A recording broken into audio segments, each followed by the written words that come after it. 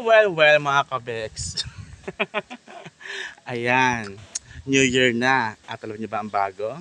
Meron tayong Bex Q&A. Tama, Q&A.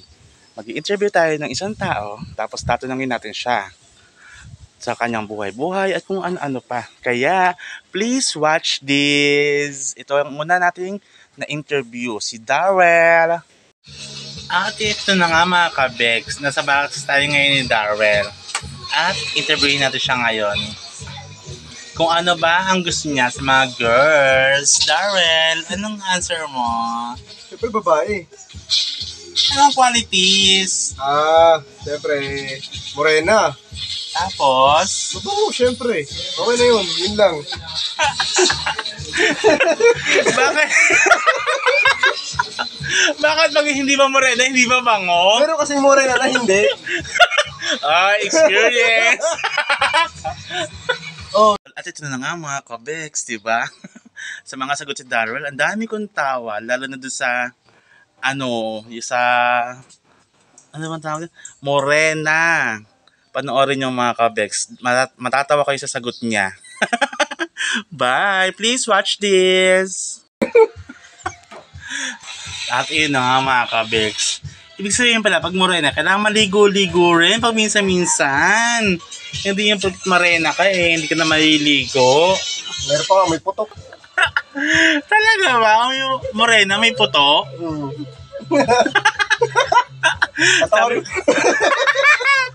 Sabi po yun ng mga lalaking interview natin mga kabeks ha. Ayan Huwag mo tatag sa akin yan ha. Hindi po kami sabi ng mga kabeks. At yun na nga po ang second question natin kay Darrell. Matrona or bakla? Matrona o bakla?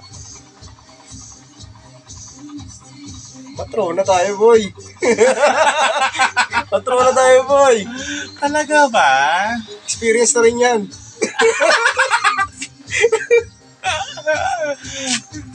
Meron na rin experience matrona. Meron na. Wala ka pa experience sa bakla? Wala, friends, marami. Pero bakla experience wala pa? Wala din. Ay. Muntikan sa instructor ko. Instructor mo sa? Sa sayaw, dati. Pero, ngayon nakwento mo sa akin. Hindi po? Hindi ko pala nasabi sa iyo. Hindi mo nakwento.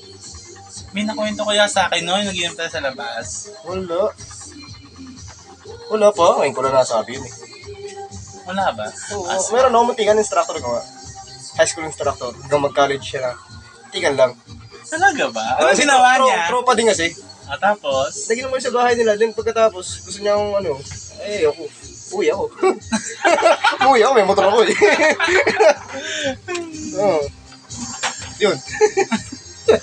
Ayan nga po mga kabeks. Pag matrona bakla kay Darrell, matrona na lang po siya. Hindi, marami siyang tropang bakla. Marami. Basta, isipin na lang po natin, friends will always be friends, mga kabeks. Walang talo-talo. Walang ganun. Walang talo-talo pag ayaw. Pero pag gusto, pwede naman. Ito na nga po mga... Ito na nga po mga kabeks. Tinanong ko si Dar kung asan asawa niya. Ang sabi niya ay... Alin dun? Alin dun? Ibig sabihin po, marami siyang asawa. Alin dun? Di ba kasi may mga alam ko sa mga mga naki-stock dati. So, syempre, tinatanong ko kung alin dun yung tinatanong mo. Yung isna nung bagong, nung Pasko dito. Pasko, wala akong kinasama dito. Last November. Meron nga, di ba? Yun. Ayun, nasa, ulit niya, maulit na sa abroad yun. Nasa abroad? Nasa abroad yun. Makita ba sa YouTube ba? Pagpala sa'yo dari natin naman. Huwag mong tatagyan, magsisisi ka boy. Ayan po ang chick boy ng CKO, si Darrell. Hindi ako chick boy. Tiktukan ako. Pero mabait po yun si Darrell, mga kapeks. Ay, sobra. Diba? Ang pogi-pogi, first of first, at higit sa lahat, mabango.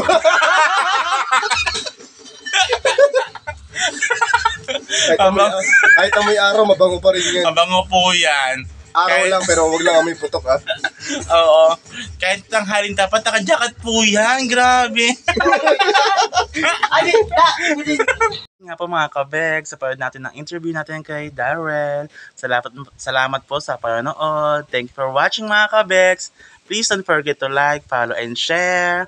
Happy New Year! Bye!